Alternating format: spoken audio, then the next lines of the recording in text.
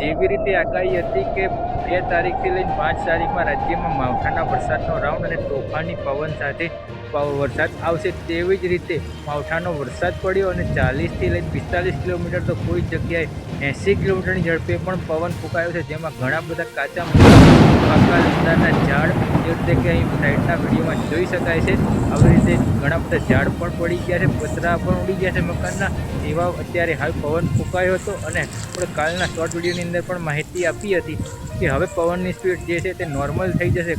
કોઈ એરિયાની અંદર જ એવું હશે કે 25થી 30 કિલોમીટર પ્રતિ કલાકની ઝડપે પવન ફૂંકાશે, બાકી 20થી 22 કિલોમીટર પ્રતિ કલાકની ઝડપે પવન ફૂંકાશે.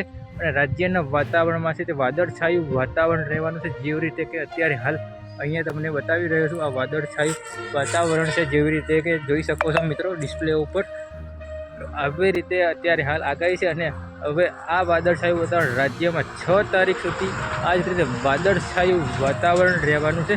આ વાદળછાયું વાતાવરણ 6 તારીખે રહ્યા પછી પણ એક બીજો વરસાદી રાઉન્ડ આવી રહ્યો છે. માવઠાના વરસાદનો બીજો રાઉન્ડ આવી રહ્યો છે ફરીથી.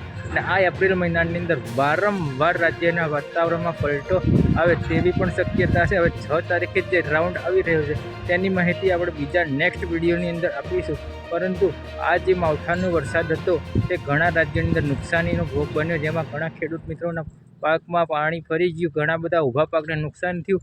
અને માવઠાના કારણે આજે આંબાના બગીચા હતા એ બગીચા પણ ઘણા બધા અત્યારે હાલ નુકસાનમાં જોવા મળી રહ્યા છે મિત્રો. એટલે સંપૂર્ણપણે નુકસાનીનો આ માવઠું છે તે ગણી શકાય મિત્રો. આ જે માવઠું હતું એ માવઠામાં ઘણું બધું નુકસાન થયું છે અને પવનની સ્પીડ પણ ઘણી બધી વધારે હતી મિત્રો. તો આજના વિડીયોની અંદર ફક્ત ને ફક્ત આટલું જ. હવે આપણે નેક્સ્ટ વિડીયોની અંદર માહિતી આપીશું કે 6 તારીખથી લઈને 8 તારીખનો બીજો વરસાદી રાઉન્ડ આવે છે, તેના વિશેની માહિતી નેક્સ્ટ વિડીયોની અંદર આપવામાં આવશે.